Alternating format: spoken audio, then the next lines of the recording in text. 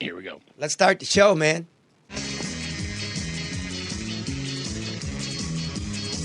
No bullshit news. Charlie, it's very simple. No bullshit news. Like most of your stories, it's false. No bullshit news. You are fake news. No bullshit news. Stop with the media bullying. Charlie, stop the media bullying. No bullshit news. Hot dog. Yeah, no shooting, no shame in my game. No bullshit news. And here we are again. Nice, Bob. That was great. Good morning. Good morning, Karen. Morning, Karen. Good morning, Bob. Morning, Bob. Morning, Charlie. It's like the Waltons. Yeah, it's like the Waltons. Guess In what? reverse. Guess what I hear?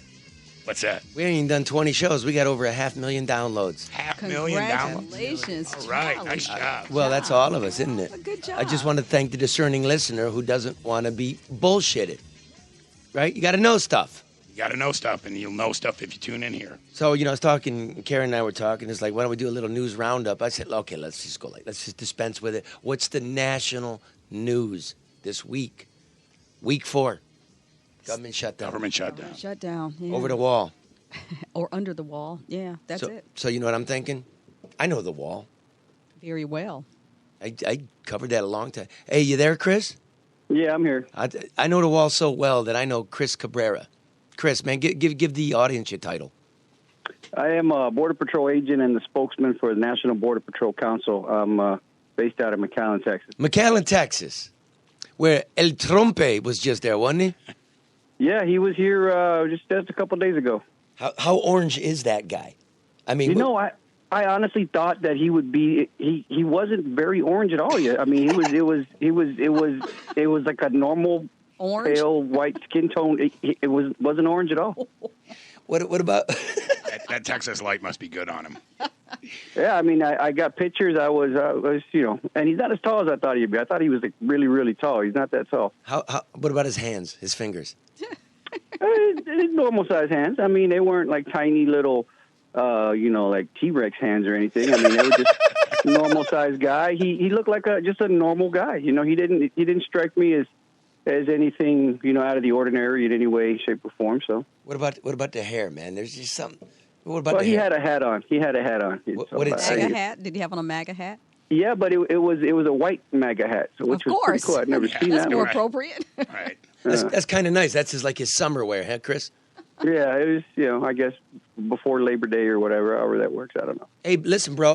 This is week 4 of the shutdown. Are Border Patrol agents getting their paychecks? No, we're not. We're not getting paid. You're not getting paid. Yeah, You're not getting paid. we're not getting paid. So, but there's for you guys, you're essential. You'll get your back pay, right? Yeah, we'll get our back pay. We'll get our back pay, and hopefully we'll get it soon. Well, hey, listen, man. I know you, right? I've been out of the border many times. I find you to be a quality human being. You care about people. I know you're not beasts, but I know you're not a rich guy. I've been in your car. Yeah. So how hard does that hurt in terms of like making your house note, making your car payment, Buying groceries. groceries? Is Yeah, it, I think I'm a little better off than some. I've been in a while. I've been in 17 years, so my house is paid for. My wife works, so we got a little nest egg. So I don't think it's going to hit us as hard as it's going to hit some, and not just Border Patrol wise. I mean, there are some that are lower paying jobs in the government that those guys are going to get hit really hard. So I feel for those guys or people that are single family income, whether single parents or the wife doesn't work, and that's got to be really rough on them. So I think I'll be okay for a while. But Chris, but some I think are hurting now. But Chris, what does that do for the morale, for your morale, for the morale of your colleagues to have to work every day, putting your life on the line for better or worse, and not being compensated for it? I mean, even though you'll get it on the back end, I mean, just you associate being paid with going to work. What does that do for the morale? Yeah,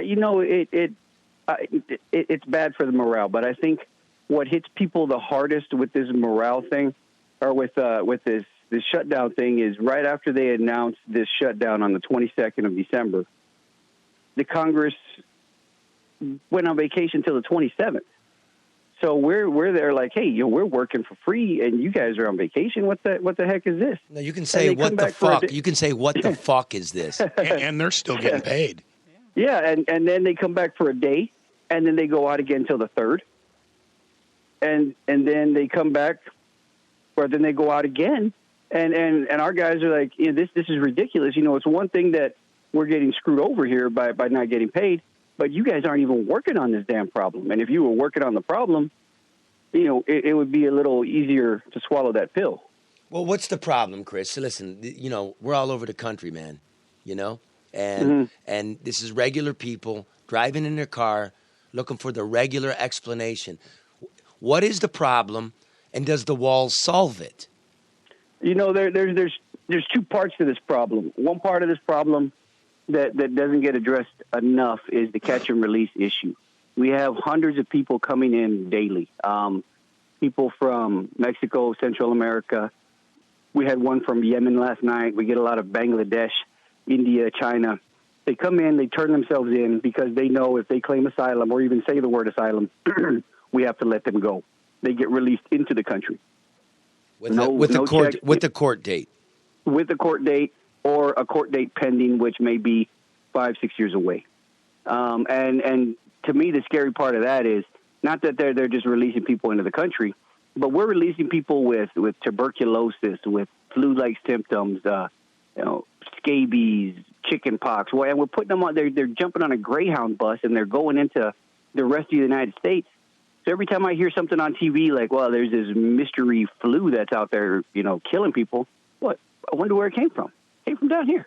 Well, maybe. Don't go. Listen here, man. Don't go crazy and be coming on my and Karen and Bob's show and like saying, there's swine flu from a guy from Bangladesh coming over the border. Let's keep it. Let's keep it kind of calm. That's kind of Trumpish. It's a little Trumpy, dude. You know what? I'm going to give you one that happened to me, and so this happened in October. We have a group of 105 people walk up to the levee and turn themselves in. 105 people.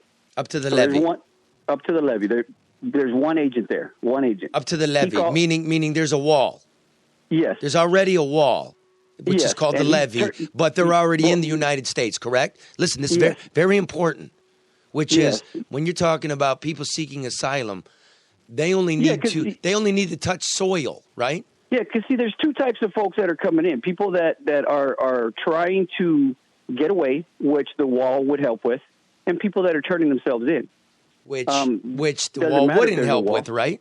Yeah. And the majority of the people now coming in aren't trying to get away, correct? No, it's I would say the majority, but it's pretty close. Okay, and but it's at least half. Like, look, we can't build a whole wall, bro, with this kind of money, with you guys not getting paid right, if it's not going to solve the problem more than half. True. Well, and see, this is the thing, though. It's more than half of what we apprehend. But so much of our manpower is tied up dealing with these ones that are turning themselves in that we're not able to cover all of our area. Now, if you look at the Border Patrol numbers, it's been put out there that our apprehension rate is between 50 and 60%. We're catching 20,000 a month out here. That means 20,000 are getting away. Now, let me get back to that little story I was telling you. Yeah, I'm going to get you back here. The swine flu on the bus. This lady come up, and she had a little boy with her. The agent that's working there calls out that the little boy is unresponsive. So I'm about a minute away. I respond out there. Sure enough, the boy has no pulse. He's dead. 20 months old. So the mother's standing there holding him, and I don't, everybody's like looking around like, what are you going to do? So I just start pouring water on him. We don't have any ice.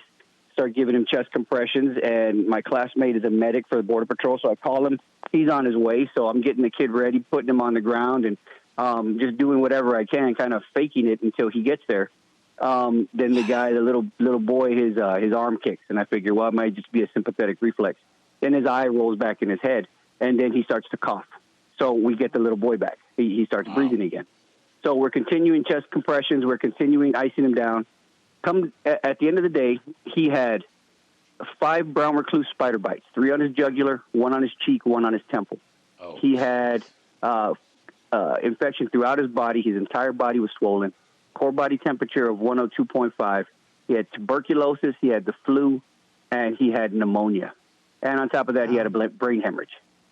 So for me dealing with this poor young guy, I ended up getting pneumonia, got rid of it, and got it again, and finally just got over it. But what we did, we released the whole family in the United States. Just released them, let them go. Where are they from? I mean, pending a court date, but were they from Central America? They were from Central America, but how do you think they got where they were going? I mean, they didn't, have a car. They had to jump on a bus.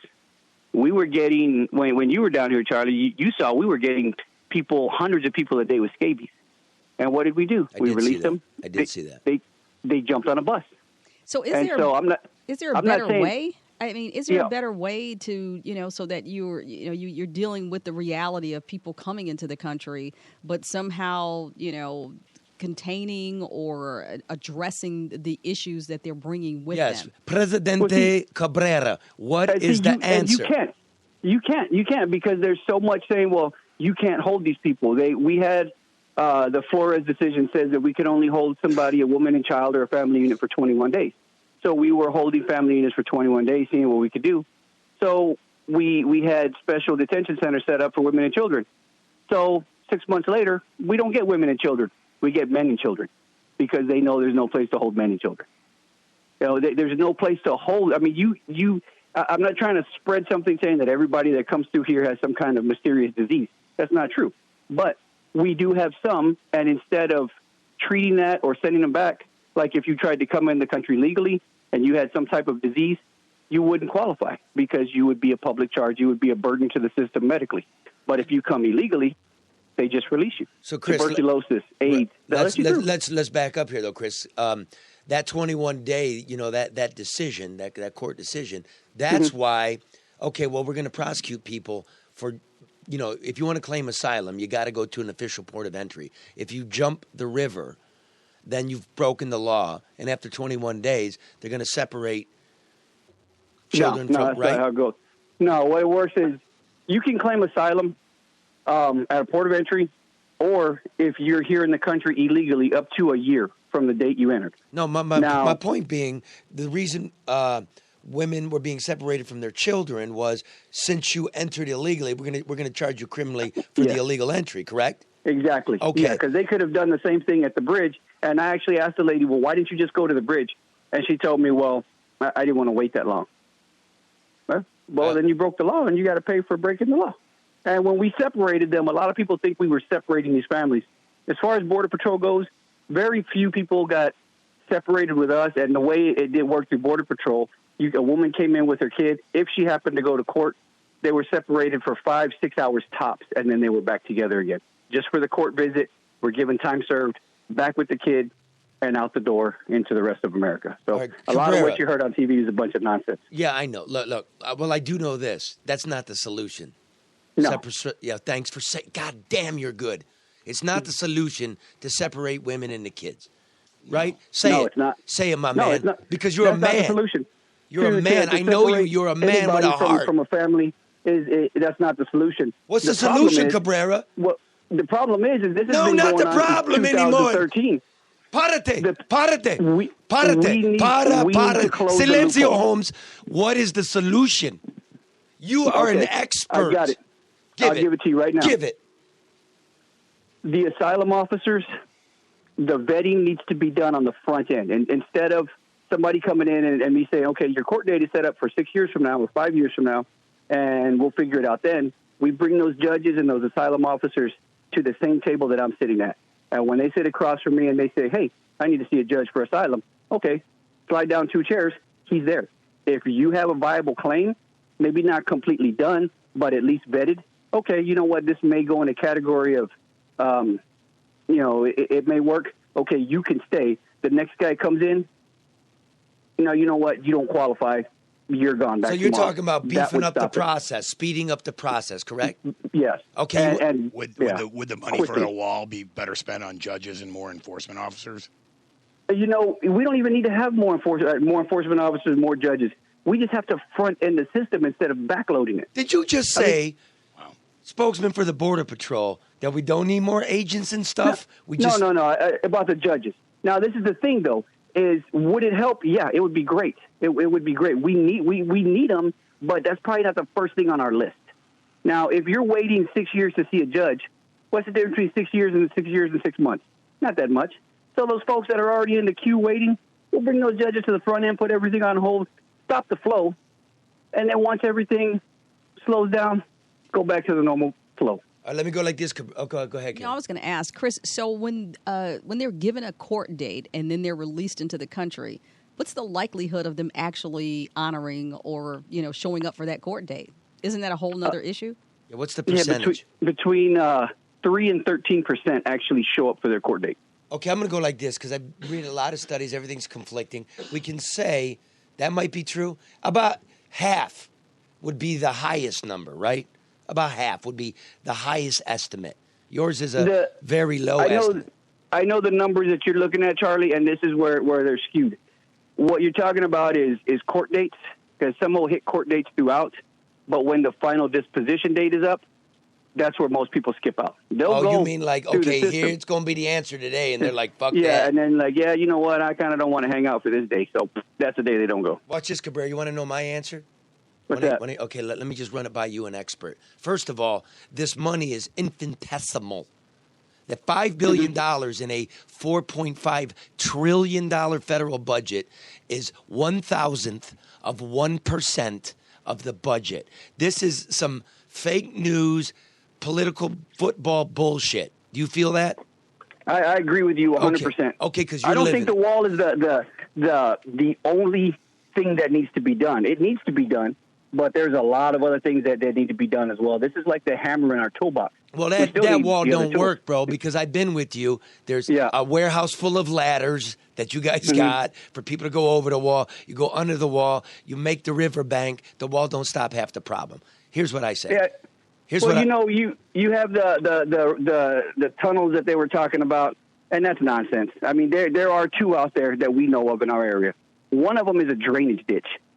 I mean, you can't. I mean, you need drainage ditches. So we found that when they were using it, we rebarred it up, tiny little, openings. Nobody can get through there. The other one that they were talking about on TV the other day, there was a hole, a tunnel dug, but it was from where it started to the actual wall was maybe a quarter mile. That thing was only dug 50 feet in. So that thing's not doing anything anyway. Listen, it's no bullshit news. I don't watch TV. Yeah. Stop it. I got you. People are driving right now, Chris. Listen, here's the thing. The main deal here is, I believe, the Mexican government. That's what I believe. The border is run by the cartels. Much of the Mexican, not all, not even half, too many Mexican politicians are in the pockets of the cartel. A lot of money to be made here. So if Trump wants to do this, do not make Border Patrol agents suffer, FBI agents, prison guards, postal carriers.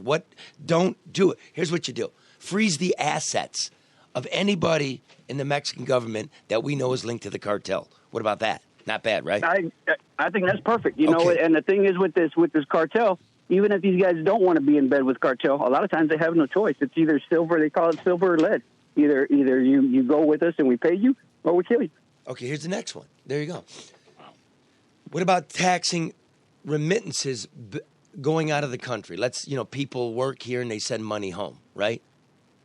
Tax it. I would love to see that. You would love to see that. I would love to see that. But you know what the deal is people would reroute it through the Grand Caymans. So just hit every remittance that's going out of the country. Well, the remittances don't go to the Mexican government. They go to the family. No, but it is wire transfers. Tax them. Their second largest income into the country is tax remittances. After oil, it's remittances.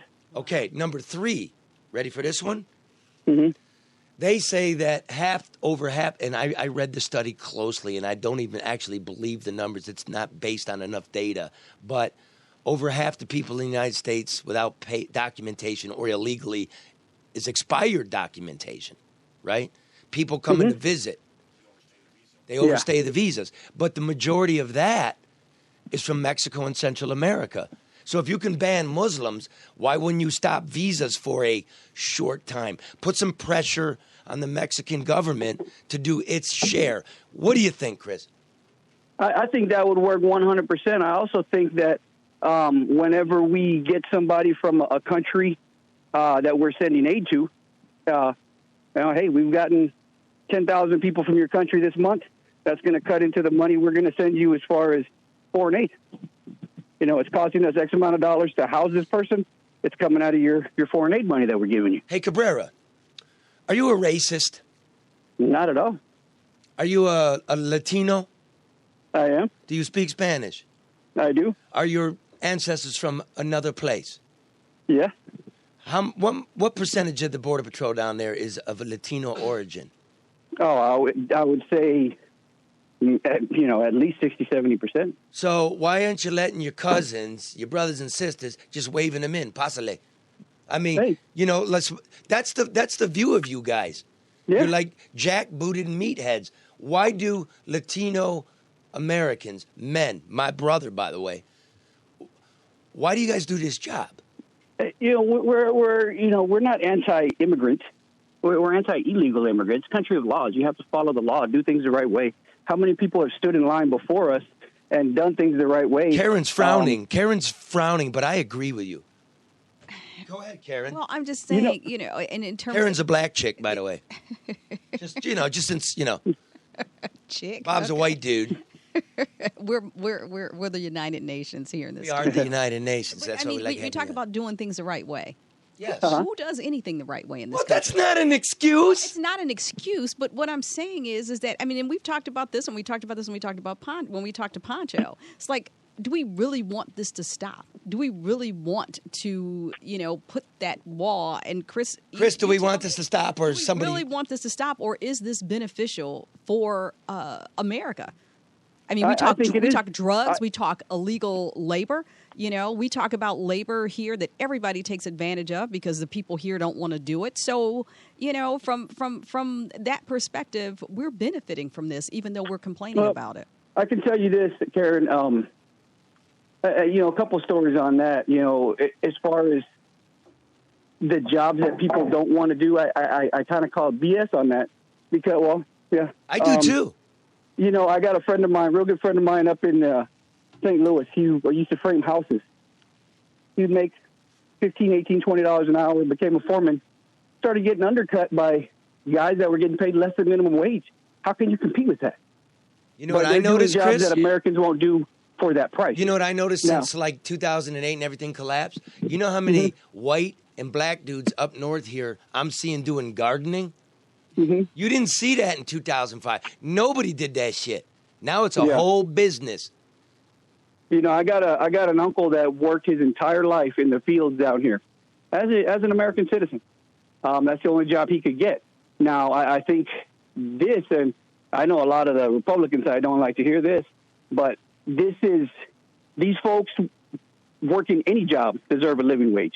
Nobody should be taken advantage of just because they're not here legally. I've gone to too many calls where they say, hey, this guy's here in the country illegally. Come to find out, it's the employer calling on his workers so he doesn't have to pay him.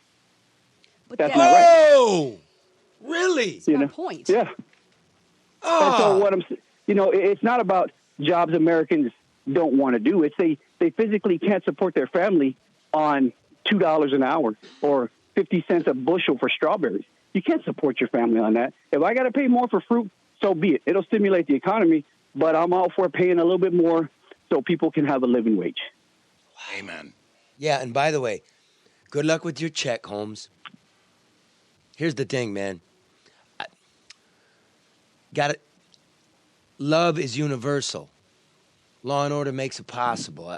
Look, I don't think nobody will say, hey, well, a few will. Open it up, bum rush it. I'm not for that. I am for very liberal immigration. It makes the country stronger. An injection of culture. Makes us who we are. I agree. I agree with you 100%. We need good, strong, like-minded people into this country. Yes. We don't need bad ones, but we need the good ones. That's what makes us who we are. We're the melting pot. But we need to be careful on who we let into our house. You just don't let anybody in. You got to check them first. Once you check them, okay, you can go. You just can't have anybody in there and just say, okay, yeah, you know what? The next 45, come on in. No, you got to check them. See who's I coming think into so. your living room. Karen's shrugging her shoulders No, again. I'm saying, but still, when you start, that criteria becomes relative. And I understand, healthy and the whole 9 yards. I get that. Yeah. But then, who establishes that criteria? How is that criteria? We, the people. tell you what, Karen, let me ask That's you what this. the Let me fucking ask you this, Karen. government's supposed to be doing. Right. And Let we me don't ask you this, do that. Karen. Yes. One in 5 people, 20% we catch have criminal history in the United States.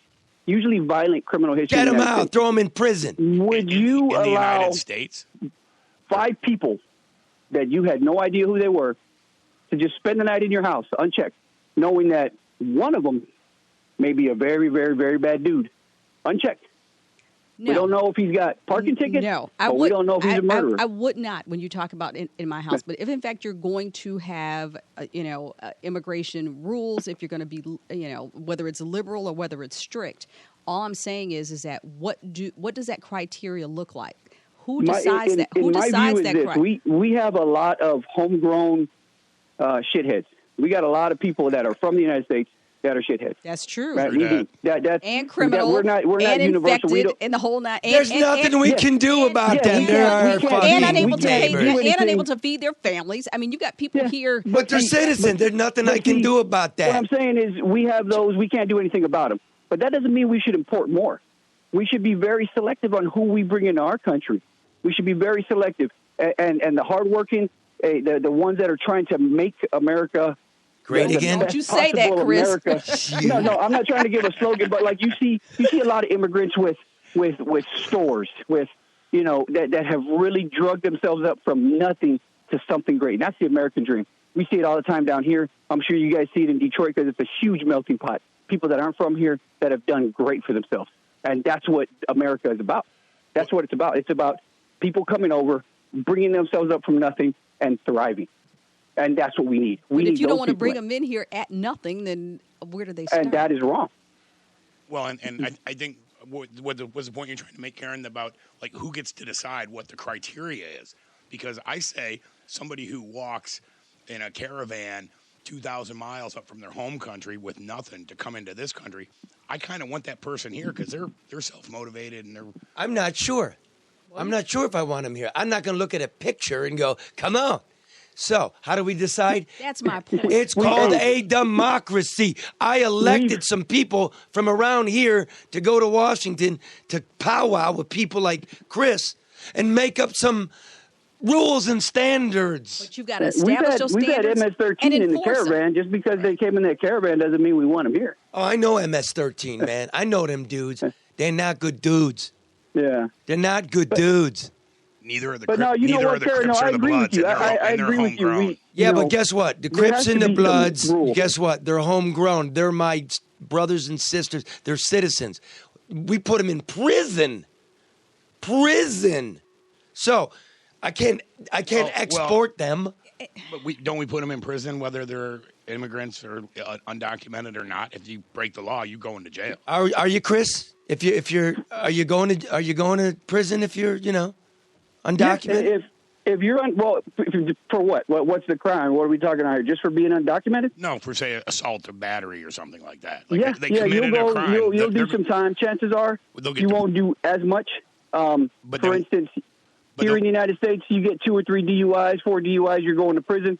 A lot of times we'll get guys on his 8th or 9th DUI, and they just want to deport him and send him right back, and he'll come back and have his 10th. You know what? I was always thinking this, Chris.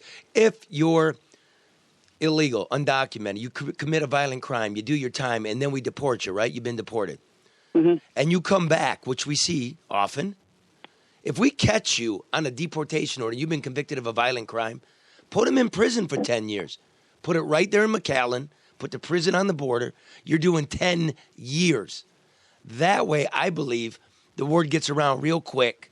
Do not fuck around. And on top of that, I think they charge the home country for his stay, Then you have another revenue stream. I'm all for people coming over here the right way. I have relatives that have come over here the right way. But nothing irritates somebody, and you can ask around. Somebody that's come here the right way, jump through all the hoops, the medical screening, the fees, everything. They've done all the work, waited years to do it, and somebody else just walks in and gets it for free. You'll find people that have immigrated the right way, are very salty about people doing it the wrong way. That's true. But, a lot of people that did it the wrong way, I love them. I know them. Man. Which is why we got to fix this system. We got to, and just it's not paying Chris and everybody else. Chris was saying, if they front load the judges and things like that, then it won't be a 6-year wait. But that's a solution for all of our problems that we don't do. We put a Band-Aid on a gunshot wound as opposed to fixing it on the front end. Right. Because it becomes a revenue stream. It becomes beneficial. It becomes financially appealing. So, we say that, but at the end of the day, it's a vicious cycle that we complain about, that we don't do what we need to do to solve the problem. Karen, in 2005, 2006, we were getting hit with people from Honduras, Guatemala, Brazil, and El Salvador. Kind of like now, because we didn't have jail space, detention space, so we were releasing them out the door, just like now, and they knew it.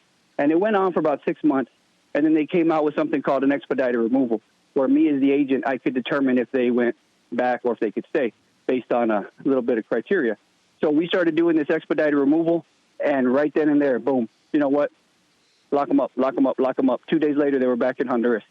You believe it or not, that dried up in 2 days. We went from hundreds a day to a trickle. They just stopped because they knew, hey, the gravy train was over. Expedited removal. Has anybody asked you, Chris, or your colleagues, and when I say anybody, I mean from the U.S. government, any of your congressional or senatorial representatives, ever asked you, Chris, what do you think the solution is? They will ask us, and then people will start throwing more on top of it and more on top of it, and then the big bosses get involved and more on top of it, more on top of it, and then it gets so watered down that there's just nothing there anymore. Okay, Chris, we're wrapping it up. What do we do, man?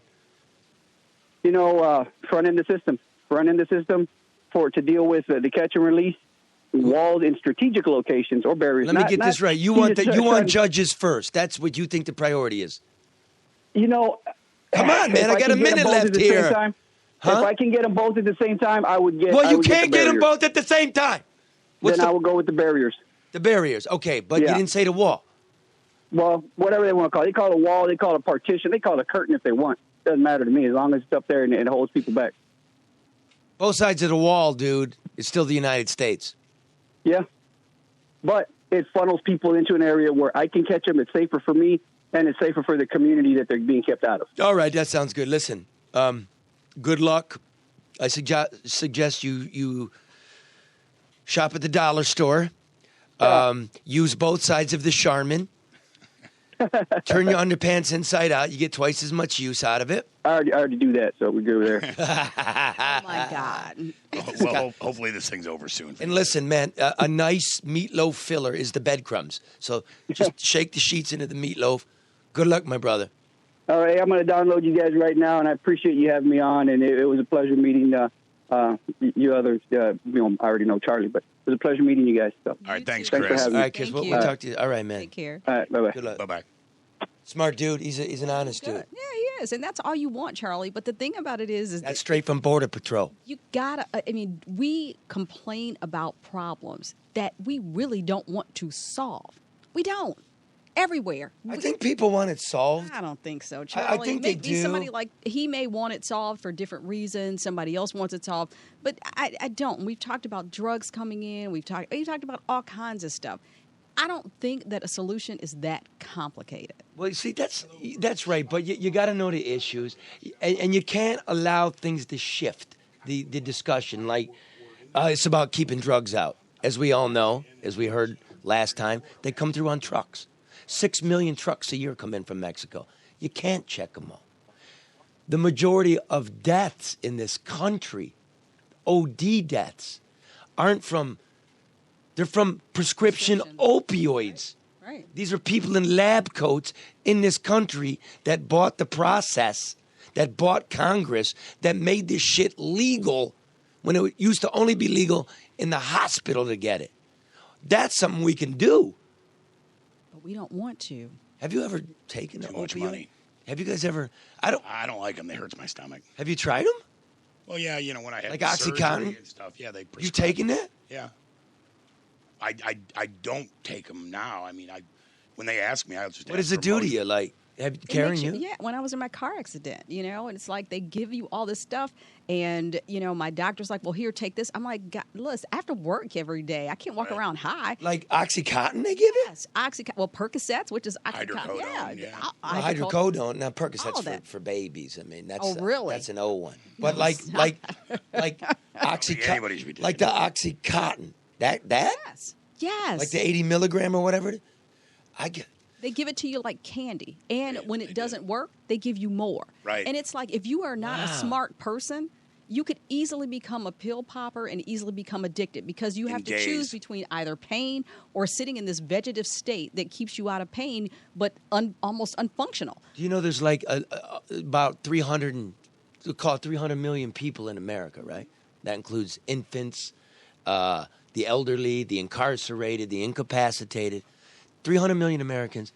200 million opioid subscriptions were written last year. I believe it. I got to try that. It's too many. I'm going to do that. Can you bring one in there? I'm going to chop that up Charlie, and snort it. Bob, what do you want, Charlie? No, I need to do that. Are we doing a drug deal on the podcast? I need to do that because not gonna I sell need to it. know No. what it feels like because it's ensnared so many people and so many people are dying. I need to be able to report honestly what It gives is. you the temporary relief that you continually seek when the pain doesn't subside. That doesn't mean anything. What's it? It How, means you how gotta- do you it end means up you- being a scarecrow under an underpass? Because you keep taking it, Charlie. I mean, And it it's, does give you a euphoric feeling. Does it? Yeah. You feel like you've had a few drinks, Is it like a rush or is it more like a mellow? It's like a mellow. It's a mellow. Yeah. I can't, but, I take one pill and it upsets my stomach. So Did you ever snort it? No. Because that's when it really gets. That's when you get a rush. I'm told. 80% more effective. this is above my pay grade here. Well, all right, we're gonna do that next. I got Dan Rather, God bless Dan. In the 50s, when they caught a jazz musician driving through Texas with heroin, Dan Rather's a local reporter, went to the police station with a doctor, and they injected him with the heroin, and watched what happened. And you want to do that? I don't care what anybody. I respect Dan Rather. Yeah, you should. I really do. So what's old is new, and what's new is old, and you know what else is new and old? What's that? Ed Zaney Law Offices in Detroit, Grand Rapids, and Lansing, specializing in criminal defense, civil rights, and personal injury. 517-292-7000. When things get zany, call Ed Zaney. You know what I'm saying? Luke Nowacki. Luke's a good guy. Oh, Luke is a great guy. Listen, hey, Luke, I'm not even going to read this. Call Luke 248-663-4748. I just want to say this. Half of America doesn't even have a stock. Yep.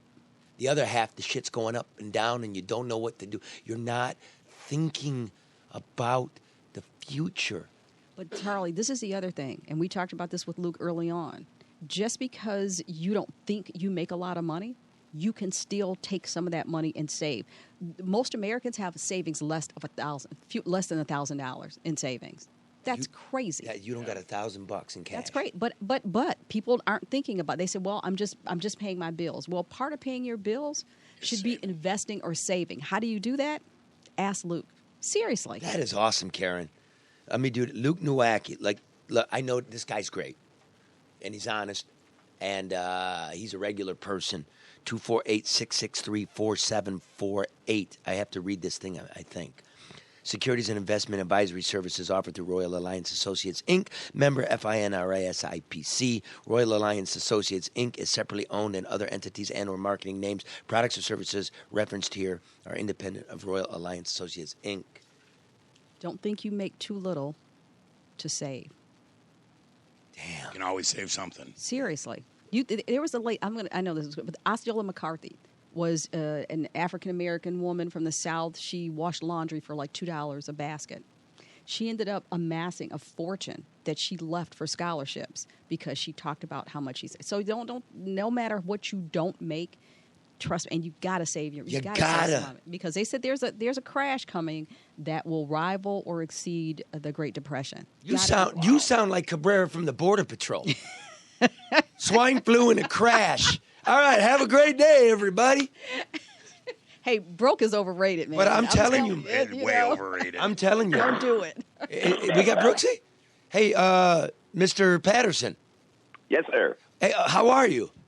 I'm fine, thank you. How are you? I just heard you coughing there. Let me introduce you. First of all, welcome to the American Coney Island Hotline.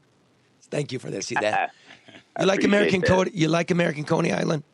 Sure. Exactly.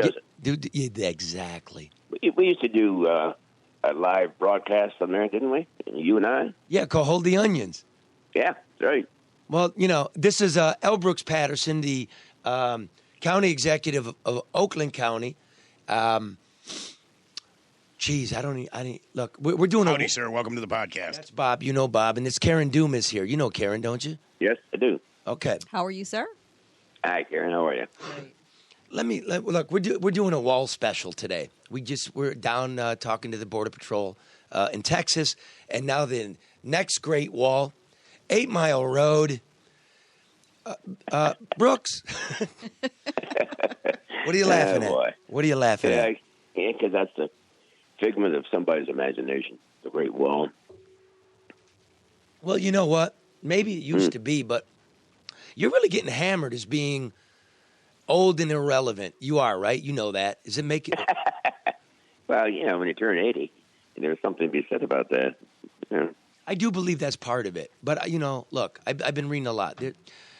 The Oakland County is known very much for being rich and Republican and well-run, by the way. Very well-run. And now we have a Board of County Commissioners that's, majority Democratic. A couple of congressional seats have gone Democratic. Many of the, the big offices in Oakland County are Democratic.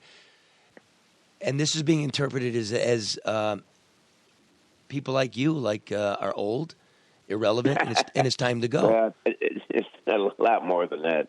Go ahead. Defend yourself and what you've done there. All right. Well, Detroit's gone from 1.2, 1.3 million down to 600,000. Those people landed somewhere. Many of them landed in Oakland County. And unfortunately, they brought their politics with them. They fled a city of high taxes, high crime, bad services, no school system. And they come out here and they want to replicate what they just fled. I don't understand it. But anyway, that's what happened. So now the county is getting increasingly more Democrat every election. And one of these days will be as Democrat as Wayne or Macomb. Is that a bad thing? Well, I think when you leave a city that I just described, but high taxes, high crime, absolutely non-existent school system, yeah, that's bad. That's not government at its best for sure. So do you associate that with the Democratic Party or the people that have been elected? I mean, is it just straight, because you're or the Democrat, culture of Detroit politics, or the culture which hasn't changed, by the way? No, I agree. Look at you two. Yeah, it's a little bit of both, I suppose. The people make the party, but the party also allows certain things to occur. And I like to think that somebody wanted to make my office nonpartisan, and I said, no, I don't want to do that, because if you see an R behind my name, it means something. It means I believe in a smaller, less intrusive government, and I think a D will tell you that, hey, the more expansive we can make this system, the better off it will be. And I don't buy that for a second. Well, Oakland County has, AAA bond rating, correct? Yes, have had for 22 years. What is the rainy day fund? What's the cash on hand? $400 million? About, I got the delinquent tax revolving fund is about $220 million, and I had a cash fund balance at the end of the year of about $200. It's about $440 million. And how did the schools function in general as compared to the state in Oakland County? Well, the school's not part of my function. That's I know, but I'm just asking, man. How do they function? I think they function better. I think there's still, I think the teachers have surrendered much of their independence and their ability to discipline. And I think that's when the system goes to hell in a handbasket. Oh, when you don't spank kids. God, you are old. Jeez, oh, Pete. Go ahead, Karen. What do you do that nobody else is doing? I mean, for you to have that, I mean, I understand you're working with a little more in terms of a tax base, but what do you do that people Well, you here know in what, Detroit Karen? don't do? Oh, I know I've had a successful, 26 years now. And it was all done between my election in 1992 and when I took office in 93. What I'm saying, during the time that I actually brought my staff together during that 60 days is what either made or didn't make me. And so I think it's all in who you hire. If you hire good people and they're smart people and you're smart enough to get out of their way, let them do what they've been trained to do, then you could have a very credible, I think, experience. I think Archer was a very smart guy, but Archer had to have everything come across his desk. Well, you can't do that. You've got to delegate this to the people you put in office, and then hopefully you pick the best. I think everybody recognizes that I picked some excellent people, like in my finance, and Bob Dada and Laurie Van Pelt. My IT guy brings home an award every week. That's Phil Berlini. You get the right people and put them in, and then get out of their way. You can't be a micromanager. And you set the vision, and you say where I want to be at such and such a time. And I think we've been able to do that. Yeah, but, here's the thing, man. I think your policies are good, the way you run stuff. But you say stuff that always gets you in trouble. And then in the Trump era, it's blown back on you. Like wall off Detroit and throw some smallpox blankets in there. And, that I didn't say that. Well, something like that. You always say I didn't say that, but you did. No, listen. I didn't. I even got the quote. Never mentioned the word smallpox. Give me a break. All right, well, you know what I mean. You wall it off. You did say wall it off. But, I did. But I did. You did. And we in the media love it. And we love it. That's why we call you. You know that, right? You get me in trouble every time you call. You know that, don't Every you? damn time. But I'm accurate, bro. Because we talk. Now, listen, here's the thing. How do I say it? Okay. Make me some news, Brooks. Come on, do the show a favor. You've been dancing around the crap. Everybody's piggybacking on my stuff. Are you gonna retire? Say it. Just do it. No, Come on, no. make me. Come on. Is this it? After the week or 2 weeks I had my retirement all tied up in a 401k in the stock market, I might have to run 4 more years just to let my come on, don't play with me. That's not news. Well, Nobody. As a lifelong resident of Oakland County, I want you to run again, Brooks. You do, and Bob's super liberal, by the way. Yeah. Hey, thanks, Bob. I appreciate it, pal. Now, I want you to retire so I can, get some news and, everybody, Cranes has to print it. Well, let's get some different news. We talk about regionalism. We've been talking about that for the longest, which requires cooperation. You made, a brief a comment about former Mayor Dennis Archer. What do you think about our current mayor? Duggan, Dick. Mixed blessings, I think. Mike, Dick. I found out if you don't agree with him, then all of a sudden you're a liar. I don't like that. I don't call people names people who don't agree with me. I respect the fact that there's a difference. But is the look? Everywhere the guy goes, a grand jury follows, and we got a ton of grand juries downtown now. You know that, right? Yep. And if you want to talk about, Jefferson and Woodward is the new power center, I don't know. I know I live off Jefferson, so you can take that off. It's the big look. You said this, Brooks. I guess I'm saying this. We got a bunch of sketchy politics, a bunch of sketchy financing. You said this new super billionaire in the political clique regional chamber that they're making, you'd rather join the Klan, and you got ripped up for that one. But that's a great quote. We get to rip you up for that. But what were you meaning?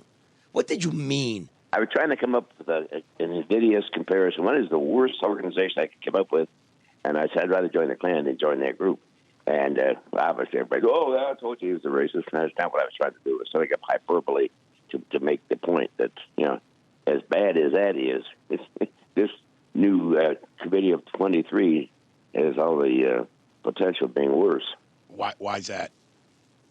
Well, because my first Let me explain real quick what the up. Committee 23 is. It's the head of DTE. It's the billionaire clique down there. It's the subset of the millionaire clique. So basically, it's the big money set that, is siphoning a lot of tax dollars and what have you. But on the other side, say they're creating jobs. But all of a sudden, all the big boys are in a room making some economic decisions. I heard him say, and this is what really got me all riled up initially, was they're going to take over economic development planning and for Oakland County and southeast Michigan. No, they're not. That's my job. In Oakland County, I'm doing a pretty good job of it. I'm not going to abdicate my responsibility and give it to these 23 powerful CEOs. Who? I don't think they really knew just how much. When I don't have my research with me and talking to you from home, but we don't compare ourselves. We, Oakland County, we don't compare ourselves to other counties. We compare ourselves to states. Like we export more stuff out of Oakland County than 25 other states. We have like GDP greater than 13 states. On and on it goes. So we look at states and say, hey, we're as good, if not better than 15, 20, 25 of them. Established. But let's get back to the Klan here. Like, I'd rather join the Klan. What do you look here? Let's go. DTE can't keep the power on, right? I'm just saying that this group, who at first came out of the chute saying they were going to take over economic development for Oakland County, that turned me off. I said, no, I'm not going to advocate that responsibility to 23 CEOs. It's just not going to happen. Because they're not altruistic, are they? No. And they don't represent the people. They represent their moneyed interest. I don't know. I mean, I don't want to disparage them. I know most of them. Well, we're trying to get you to. Yeah, we want you to. I'm sorry? We want you to disparage them because, Well, my point being, though, that, Brooks Patterson represents me, and I voted for him. Yeah. I didn't vote for the head of DTE or Dan Gilbert. See, and I don't want them representing me. And when I say disparage, I'm joking around, but I'm joking around. But I want the truth. But he doesn't have to dislike them personally to not want to condone. I just want him to be funny and say Brooks stuff, but I know. Like the old Brooks stuff. Like, No, Brooks is old. Day. Get it right. No, he's not old. He's older. He's not old. Brooks. Thank you. He's well seasoned. He's not old. No, he's not. But you remember back in the day, Brooks was a lightning rod verbally. Nothing got past him. Brooks represented people that wanted busing stopped. I understand that, but that's what he's supposed to do, for better or worse. This is the head honky in charge on the line I here. understand that, but he can count money. But the other ones, and I'm not going to say the H word, elected him, so that's what they want him to do. Is there an H word now? There is an H word. There's an H word. We just made up one. Crap. But the point is that his constituents want him to represent them and their interest. That's what he's supposed to do. Hey, Brooks, sir, Yeah. what percentage of Oakland County, the barrier, 8 Mile, like Detroit, what percentage of Oakland County is now black? Now what? Is African He said, American? now what? What percentage of the county is African? Probably about 14%, maybe 15. 15%. Yeah. Which is more than the representation in the United States of African Americans is a portion That's of the... correct. That's correct. So it's kind of diverse. So people have voted with their lives With their feet. to join you. Well, yeah, a lot of them. Excuse me. A lot of them have. And as I'm saying, if Detroit empties out from 1.3 million down to 600,000, they went to Macomb, they went to Oakland, they went to other parts of the country. But I have now other than Bouchard and I were the only 2 Republicans elected countywide. See, the problem here, sir, you know what the problem is? What? You were so enamored with that job, and you were good at it, and Dad, Al, and everybody down the line. You didn't groom a younger generation, to take over. There's nobody waiting in the wings. That's the problem in Michigan. Well, you may be right about that. I don't know that. I got some guys on my staff who are younger than me. By 20 You're 80 years. I know. Hey, stop it. And, do you have anybody on your staff older than you? One. Yeah, I love right him. on. I go by his office every morning. Just Listen, make I sure he's want in. you to listen No to age something. discrimination here. I want you to listen to something, sir. It's a young lady. I'm not going to say exactly where they live because you know how people. I want you to listen to somebody. Her story, living in Detroit, and is trying to get to Oakland County, trying to get to Oak Park. It's about 5 minutes. Would you listen to this? Sure. And after we're done, let's get a solution here. All right? We'll try. Well, listen here. No. We're gonna do it because I told you we're gonna do it. Hopefully.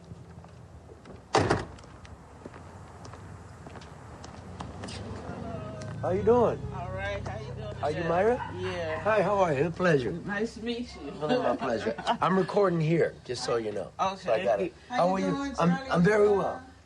Is your daughter home yet?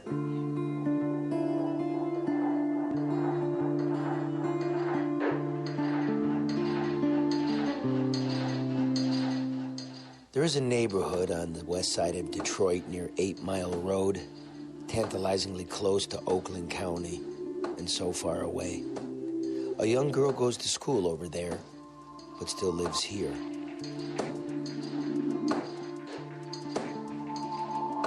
Her neighborhood is slowly slipping into anarchy. Windows are boarded up. A family's belongings sit on the curb, put there by the court bailiff who put the family out. The paint here is peeling, and a little girl dreams of moving there.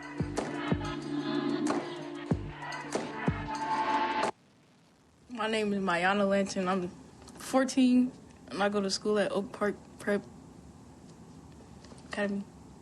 Over there on the other side of 8 Mile? Yeah, You like the school over there? yeah, Do you want to leave? yeah. I want to get a big house with my dog. I want to redecorate my room and do all that good stuff. Oak Park? Yeah, Near your school? yeah. Near her school? Yeah. That way she can Yeah, walk yeah. and don't have to be late.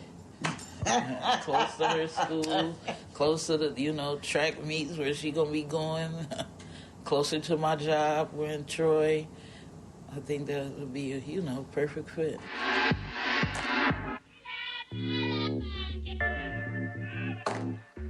The schools are not good here in Detroit, her mother Myra says. Everybody knows that. That's one sort of violence children in this city suffer.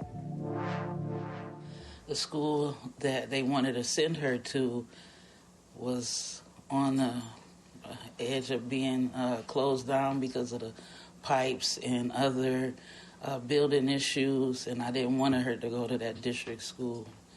And so I filled out the paperwork, and they accepted her. So I was like, yay, Oak Park it is, which is not that far. Another case of a senseless, violent act that claimed the life of a little boy.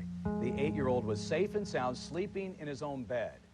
But then there is the very real and very physical violence.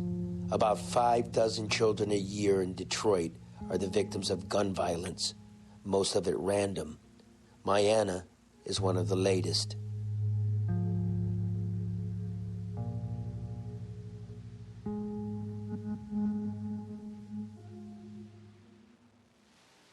So, October 14, like a week after my birthday, it's a Sunday night. I'm finna take a shower, wash clothes, all that. I'm looking for some soap and junk. Text my mama, like, where's the soap at? And she told me. She said it was, like, in a closet or something. I ain't see it. Then I went to the basement to ask my brother, do he got some soap? And he was like, yeah. So he gave me some. And I came back upstairs and stopped and stood in the living room. And my mama texted me, and I went to go read it, and I just got shot of my head.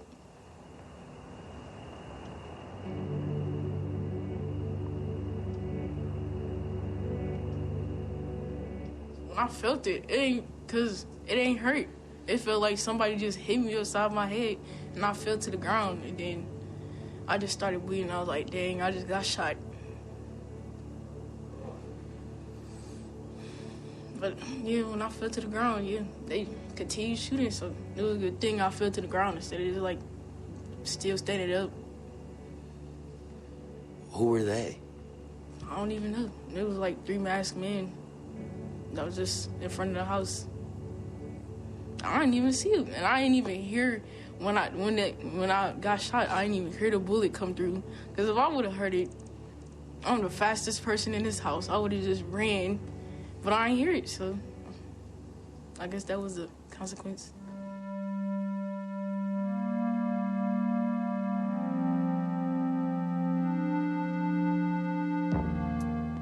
Myra loves Detroit, the city she was born and bred in, but loves her daughter more. The miracle of downtown Detroit is as far away as the moon from the porch here.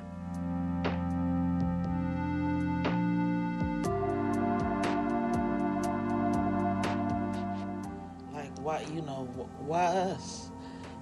There's been a lot of shootings. My neighbor house got shot up.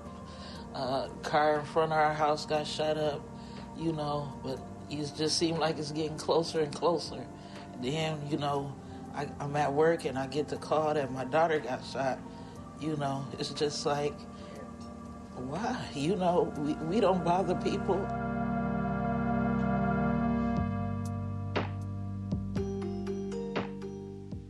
They've been looking for a house in Oak Park, Oakland County, on the other side of 8 Mile Road. But the deposits there are expensive, and landlords want extra for the dog. If you can help a working person help her daughter, dear listener, there is a GoFundMe page. Mayana Lanton at GoFundMe.com. MYONNALANTON.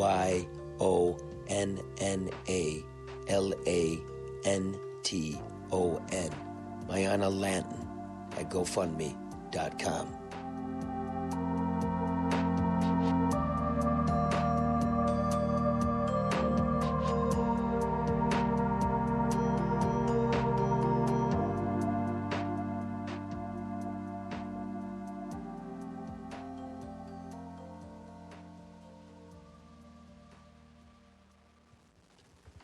Have they caught the 3 men in the hockey masks that shot you? No, they still out running, probably doing the same thing they did to me. Terrible. Does it scare you? Yeah. Every day I'm here. Sad. Nobody want to come over no more. Stuff like family. When we all here. But not your friends? No. Do you blame them? No.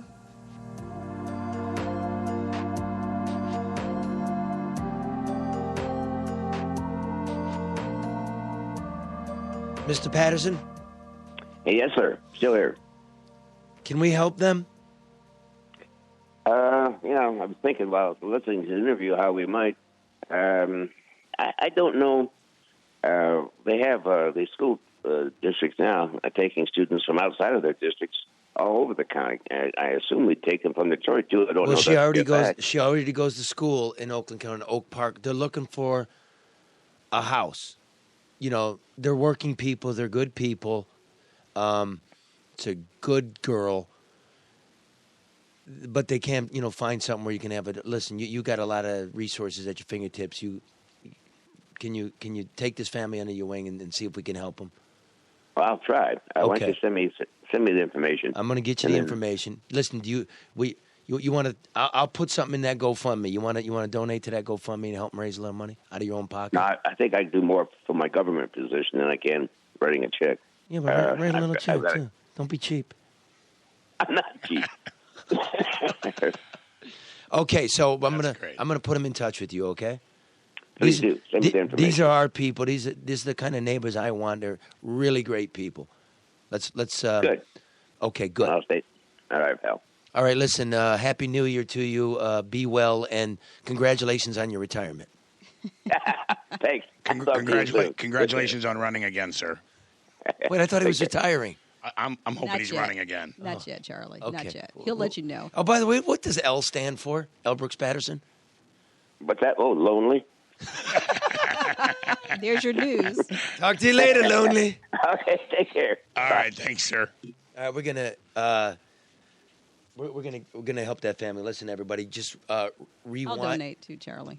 Excellent. Yeah, of course I will. Because now a deposit is 2.5 months plus the cleaning, plus the extra for the dog. It's not like. But let me ask you this. Has she, and we can talk about this off the air, but has she found a home that she wants? Because if not, I can put her in touch with somebody to help her find a house that they can.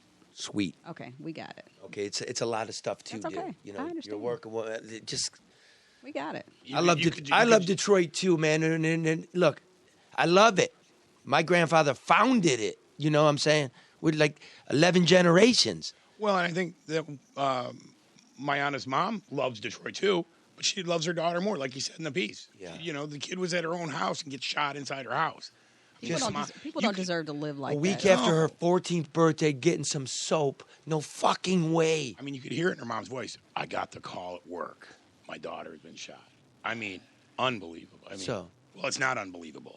That's the sad part. That's what we're going to We're going to keep advocating. We're going to keep talking about the money. We're going to keep wanting more police, better border, better services, right? There's a lot of money going around, and it ain't getting to us, you know? So, love each other. I wanted to play this for you. This is the music for the end. I found an old Woody Guthrie tune. The original first time he recorded it, This Land. But Woody wasn't like a lollipop, grade school hymnal type guy. He was a Okie, Dust Bowl guy. When his family and he got to California, guess what? From Oklahoma, the Los Angeles Police Department was standing there with weapons. They didn't want those Okies. Turning American citizens to get the fuck out of here. So listen closely. He sings about the wall. These are the original lines. Love one another. Care about one another. Good to see you guys. Talk to you next week. And bring that OxyContin. I'm serious. I need to try that. I got to report to the people what it does. I don't want people to know I'm transporting drugs. It's a prescription. True. For you, right. Plus, we know Brooks Patterson. All right. Lonely Brooks Patterson.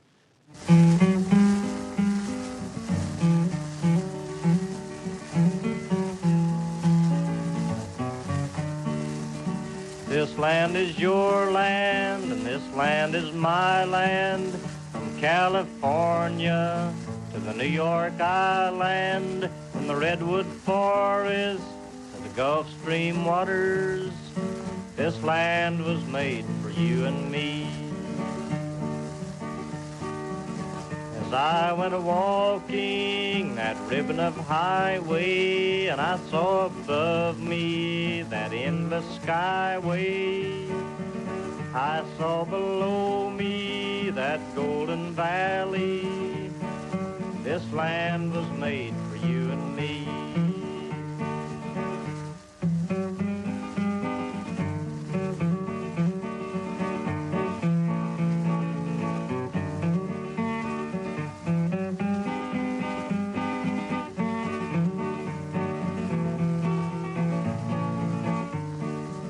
I roamed and rambled, and I followed my footsteps to the sparkling sands of her diamond deserts.